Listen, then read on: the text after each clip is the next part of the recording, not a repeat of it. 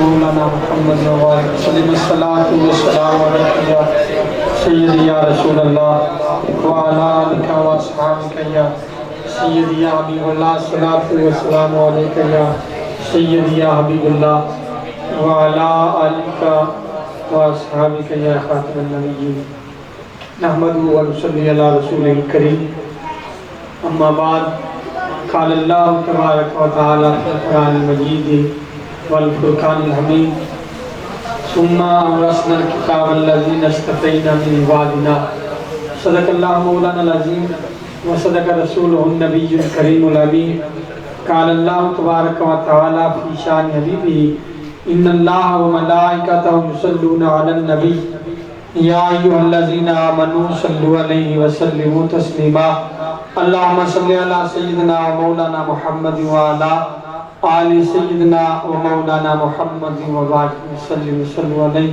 واپس پڑھیں صلاۃ و سلام علیک یا سیدی یا رحمت للعالمین وعلی آلک و اصحابک یا خاتم النبیین۔ اللہ کریم کی حمد و ثنا آقا علیہ الصلوۃ والسلام دی بارگاہ میں ہدیہ درود و سلام پیش کرنے کے بعد نہایت ہی دوستوں بزرگوں ساتھیوں خوشی ہوئی اللہ کریم نے اس ماہ مقدس کے اندر مل بیٹھ کے اپنا ذکر اپنے محبوب کا ذکر کرنے اور سننے کی توفیق بخشی ہے۔ محبوب کی محفل کو محبوب سجاتے ہیں، آتے ہیں وہی جن کو سرکار بلاتے ہیں، اور وہ لوگ خدا شاہد قسمت کے سکندر ہیں جو سرور عالم کا میلاد مناتے ہیں۔ خوشی ہوئی آج جس بزم میں ہم شریک ہیں، یہ بزم اس لیے ہوئی ہے کہ یہاں ختم قرآن مجید ہوا ہے۔ کوئی بچوں کو چپ کروا سکتا ہے اگر پیچھے تو بات کرتے ہیں۔ الصلاۃ والسلام علیک یا سیدی یا رسول اللہ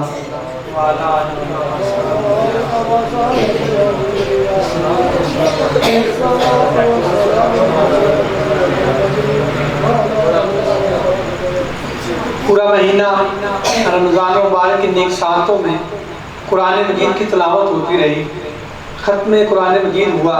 آج اس اعزاز میں ہم مل بیٹھے ہیں، دعا کرتے ہیں اللہ کریم اس ادارے کو مزید ترقی عطا فرمائے، پڑھنے والے پڑھانے والوں کی خیر فرمائے۔ دوستان گرامی، قرآن مجید کوئی معمولی کتاب نہیں ہے۔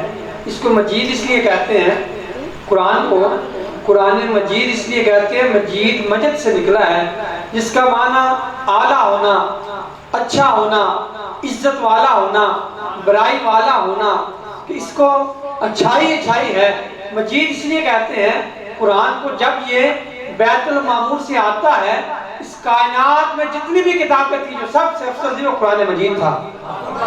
اس کائنات میں جتنی بھی کتابیں ہیں سب سے افضل جو کتاب ہے وہ قرآن مجید ہے، اور جو فرشتہ اس کو لے کر آتا ہے وہ فرشتہ عام نہیں، وہ فرشتوں کا سردار حضرت جبریل ہے۔ قرآن خود بھی افضل کتاب ہے، جو فرشتہ لے کر آتا ہے وہ تمام فرشتوں کا سردار ہے، اور جس فضا میں آتا ہے وہ فضا سے اچھی فضا بن جاتی ہے۔ جس شہر میں آتا ہے اس شہر کے بارے میں اللہ فرماتا ہے لا اقسم بہذا البلد، اور جس سینے میں آتا ہے وہ سینہ کوئی عام نہیں، جس کے بارے میں اللہ فرماتے ہیں علم نشرح لک صدرک، وہ سینہ کوئی عام سینہ نہیں ہے، وہ تیرے اور میرے آقا آمنہ کے لال حضرت محمد مصطفیٰ صلی اللہ علیہ وسلم کا سینہ ہے۔ اور سب سے بڑی بات یہ ہے جس مہینے میں آتا ہے وہ مہینہ بھی عام نہیں، وہ رمضان مبارک کا مہینہ ہے، اور جس رات میں آتا ہے وہ رات بھی عام نہیں، وہ لیلۃ القدر کی رات ہے۔ اس رات کے بارے میں اللہ فرماتا ہے لیلۃ القدر خیر من الف شہر۔ دوستان گرامی، ایک رات کے مشتر حصے میں قرآن نازل فرماتا ہے، وہ رات اتنی شانوں والی، وہ رات اتنی مقام والی بن جاتی ہے۔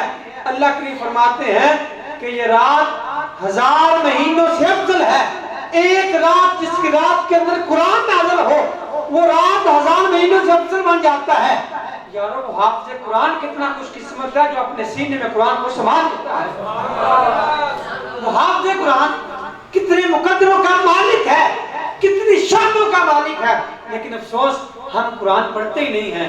آج کل کے دور میں موبائل ٹچ آ گئے ہیں، کسی نے وہ قرآن بھی موبائل کے اندر ہی کیا ہوتا ہے، وہ موبائل سے پڑھ لیتے ہیں، بیٹھ جاتے ہیں، ٹھیک ہے ثواب تو ہوتا ہے۔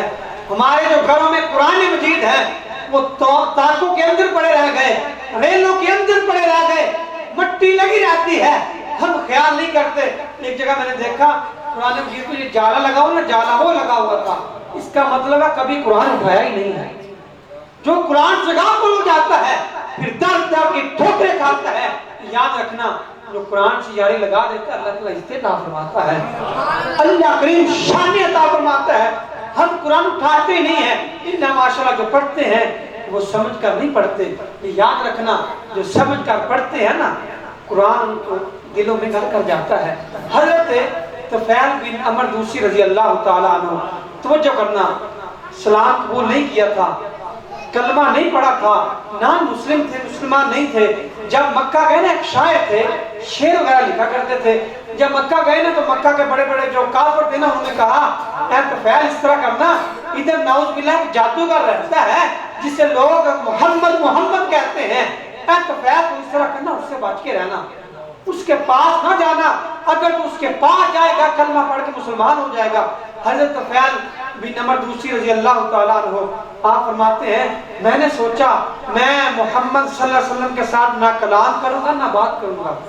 خود بھی شاعر تھے، خود بھی شعر لکھا کرتے تھے، کتابیں لکھا کرتے تھے، دل میں سوچا جو مسلمانوں کا نبی ہے میں اس کے ساتھ بات بھی نہیں کروں گا، کہیں ایسا نہ ہو وہ مجھ پر اپنا رنگ نہ چڑھا دے، میں کلمہ پڑھ کے مسلمان نہ ہو جاؤں۔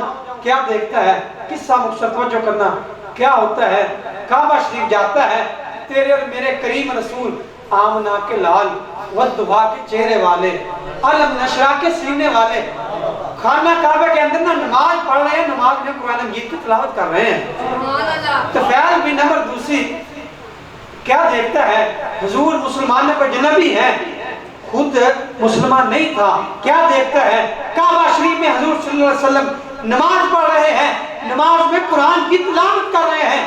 جب حضرت طفیل رضی اللہ تعالیٰ عنہ آپ نے وہ قرآن سنا نا، قرآن پہ آپ نہیں پڑھ رہا تھا، آمنہ کا لال پڑھ رہا تھا۔ تیرا قرآن پڑھنا اور ہے، میرا قرآن پڑھنا اور ہے، وہ نبی جو رب کا بھی محبوب نبی ہے جب وہ کعبہ شریف کے اندر قرآن پڑھتا ہوگا کیسا سنا ہوگا، کیسی وہ آواز ہوگی۔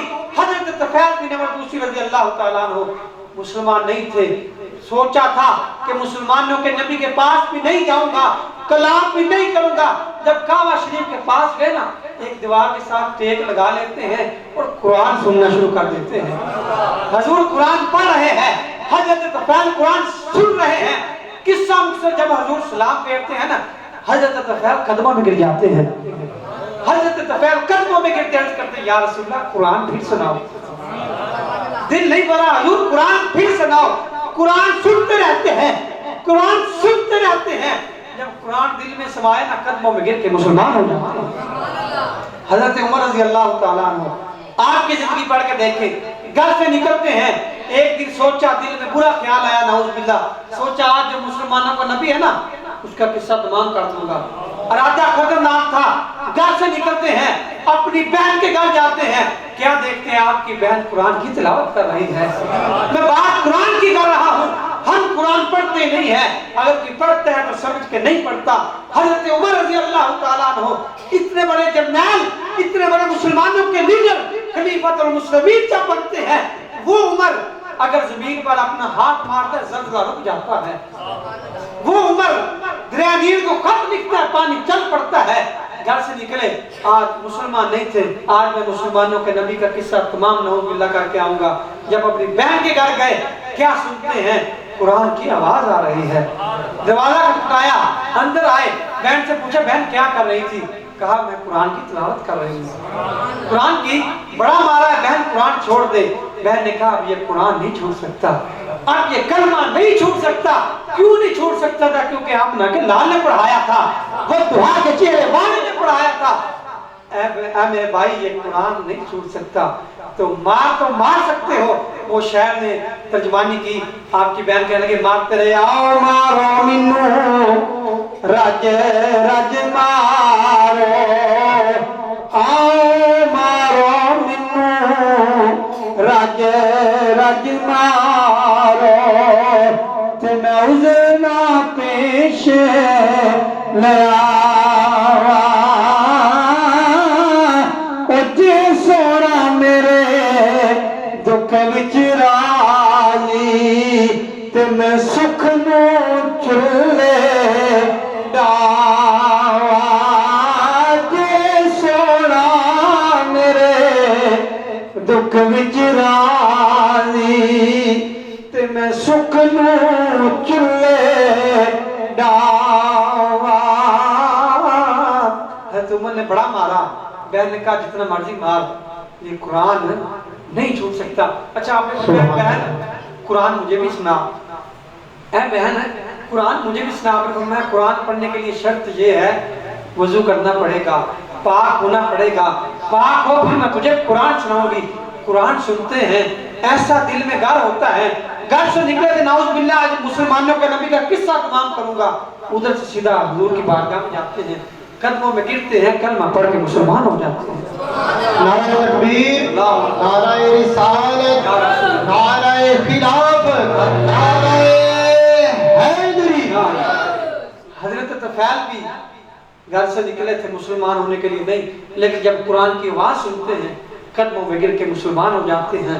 حضرت عمر کی تاریخ پڑھیں، گھر سے نکلے تھے کہ آج میں تمام قصہ کروں گا، لیکن جب قرآن کی آواز سنتے ہیں نا دل میں ایسے گر کی، قرآن کی آواز سنی تو کلمہ پڑھ کے مسلمان ہو گئے۔ قدموں میں گر کر قربان ہو گئے، وہ قدموں پہ گر کر قربان ہو گئے، پڑھ لیا کلمہ نبی کا اور مسلمان ہو گئے، پڑھ لیا کلمہ نبی کا اور مسلمان ہو گئے۔ دوسرے گرام میں بات کر رہا تھا قرآن پڑھنے کی، پتہ چلا اگر بندہ قرآن سمجھ کے پڑھے نا، اگر غیر مسلم بھی پڑھے کلمہ پڑھ کے مسلمان ہو جاتا ہے۔ حضور سے ایک دن حضور نے اپنے صحابہ سے پوچھا ہے صحابہ یہ بتاؤ غنی کون ہے؟ توجہ کرنا، غنی کون ہے؟ ماشاءاللہ بڑی خوشی ہوئی، حافظ نوید انجم صاحب بڑی کوشش سے بڑی محنت سے ماشاءاللہ یہ قرآن کی تعلیم دے رہے ہیں، بچوں ماشاءاللہ کاوش ہے، چھوٹے چھوٹے بچے ہمت کر رہے ہیں، کوشش کر رہے ہیں، اللہ ان کو بعمل حافظ قرآن بنائے۔ تو حضور نے ایک دن اپنے صحابہ سے پوچھا اے صحابہ غنی کون ہے؟ مالدار کون ہے؟ پیسے والا کون ہے؟ غنی کون ہے؟ صحابہ نے کہا یا رسول اللہ غنی وہ جس کے پاس پیسہ ہو، جس کے پاس مال دولت ہو، جس کے پاس محل ہو، کوٹھیاں ہو، گاڑیاں ہو۔ آپ نے فرمایا میرے صحابہ غنی وہ نہیں ہے، غنی وہ نہیں ہے۔ کہ یا رسول اللہ غنی کون ہے؟ آپ نے فرمایا غنی وہ ہے جس کے سینے میں قرآن کی دولت ہو، مالدار وہ ہے۔ یہ ہماری نظر میں دنیا داروں کی ہے کہ مالدار پیسے والا ہے، اصل میں حقیقت غنی وہ ہے جس کے سینے میں قرآن کی دولت ہے۔ بخاری وہ حافظ کتنا خوش قسمت ہے جس کے سینے میں قرآن ہے، وہ حافظ بھی خوش قسمت ہے، اس کے والدین بھی مقدر کے دنی ہے کہ جس کے بیٹے نے اتنی بڑی قرآن مجید کتاب کو اپنے سینے میں سمویا ہے۔ کوشش کریں جو والدین باپ تشریف فرمایا ہے، اگر اللہ نے اولاد کی نعمت دی ہے نا کوشش کریں اپنے بچوں کو حافظ قرآن بنائیں۔ یہ اکثر لوگ بچے قرآن مدرسے میں جانا شروع ہو جائے نا احساس کمتری کا شاہکار ہو جاتے ہیں، لوگ کہتے ہیں کہ تو نے اپنے بچوں کو حافظ قرآن بنانا شروع کر دیا، یہ کھائے گا کدھر سے، یہ پہنے گا کدھر سے، اس کے پاس مال کدھر سے آئے گا؟ یقیناً جو قرآن سے وفا کرتا ہے، جو حضور کے دین کے ساتھ وفا کرتا ہے، اللہ کریم نہ اس دنیا میں کمی دیتا ہے نہ کل قیامت کے دن اس کو کمی دیتا۔ یہ نہ سوچا کرے کہ میرا بچہ دین کا راہی بن گیا، دین کا مسافر بن گیا تو وہ کمائے گا کدھر سے۔ یہ میں نے اپنی آنکھوں سے دیکھا ہے، بڑے بڑے ڈاکٹر نیچے بیٹھے ہوتے ہیں، بڑے بڑے انجینئر نیچے بیٹھے ہوتے ہیں، بڑے بڑے ڈگری والے نیچے بیٹھے ہوتے ہیں۔ اللہ حافظ قرآن کو وہ شان عطا فرماتا ہے، اللہ عالم دین کو وہ شان عطا فرماتا ہے۔ اسٹیجوں کی زینت حافظ قرآن ہوتے ہیں، عالم دین ہوتے ہیں، بڑی بڑی ڈگری والے۔ ویسے بھی یاد رکھنا بچوں کو دنیاوی تعلیم بھی دیں، ڈاکٹر بنائیں، انجینئر بنائیں، لیکن کم سے کم تعلیم اتنی دینی بھی دے دیں کل جب تو مر جائے نا تیرے لیے کفن دفن کا انتظام بھی کر سکے، تجھے غسل بھی دے سکے، تیرا کم سے کم تیرا بیٹا ایسا قابل ہو، اتنا دین آتا ہو تو تیرا نماز جنازہ پڑھ سکے یا پڑھا سکے، औलाद किस काम की जिसको नमाज जनाजा नहीं आता, कल तेरी आंखें बंद हो गई तो अगर तेरा वो नमाज जनाजा ना पढ़ सके वो औलाद किस काम की है। हजूर ने फरमाया 3 लोग ऐसे हैं जो मरने के बाद सदका जारी है, उनमें से एक नेक औलाद है, उनमें से एक नेक औलाद है। अगर आपने औलाद नहीं दी, अगर तेरी औलाद तेरी कहना काम नहीं है, इस तरफ नहीं आती, कोशिश कर ऐसे मदरसों में जाया कर, जो बच्चे छोटे छोटे पढ़ रहे हो ना उनकी कफालत कर दिया कर, पूछा कर अपने हाफिज साहब से एक बच्चे का कितना खर्चा है साल का, वो खर्चा दे दिया कर। अगर वो एक बच्चा हाफिज कुरान बन जाएगा, आलिम दीन बन जाएगा, अल्लाह ताला तेरी आखिरत आसान कर देगा। कोशिश करें, औलाद दी है ऐसे मदरसों में दाखिल कराएं, अगर बच्चे दिए बच्चियाँ दी हैं ऐसे मदरसों की रौनक बनाएं। यकीनन अगर तेरे बच्चे हाफिज कुरान बन जाएंगे ना, ये दुनियादारी की डिग्रियां बंदा मार जाए दुनिया में रह जाती हैं, डॉक्टर PhD मास्टर सारी डिग्रियां दुनिया में रह गई, हाँ एक डिग्री ऐसी अक्टूबर में साथ जाती है, वो ये हाफिज कुरान की डिग्री है। अल्लाह करीम फरमाएगा ऐ हाफिज कुरान, कुरान पढ़ता जा, कुल सिरात की मंजिल तय करता जा, कुरान पढ़ता जा, कुल सिरात गुजरता जा। हाफिज अर्ज करेगा ऐ मेरे मालिक, एक बंदा वो था जो मेरा बाप था, जो कमाई लाता था, काम कमाता था, पैसे कमाता था, वो मुझे पढ़ाता रहा।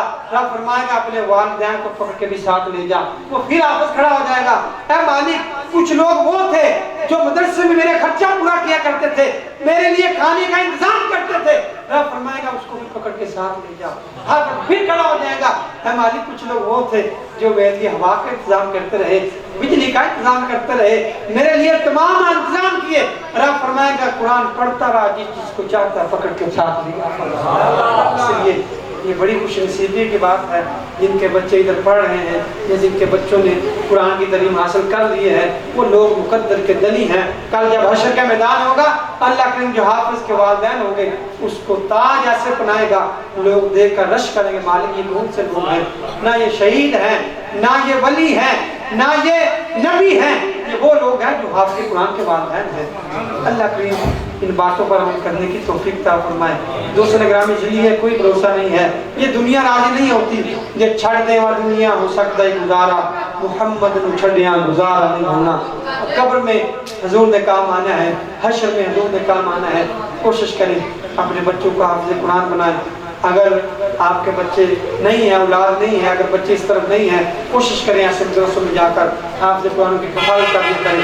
यकीनन जो तेरा ये पैसा ऐसे मदारस में लग जाए, मुझे आपके सामने नहीं कहा कि आपने हमारे खर्चे की बात करनी, मैं मुतलक बात कर रहा हूँ, जो पैसा ऐसे लग जाता है कब्र में भी काम आएगा, कल हशर में भी काम आएगा।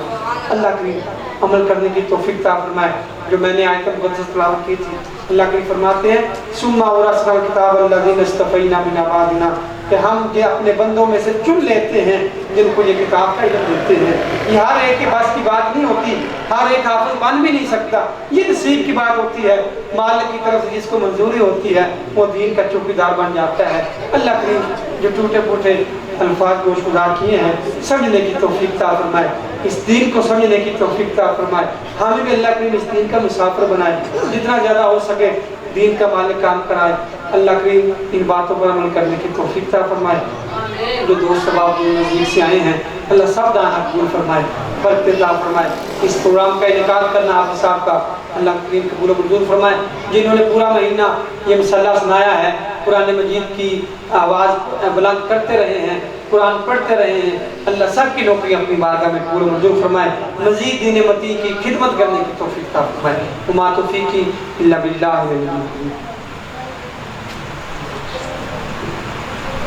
मोहम्मद वकास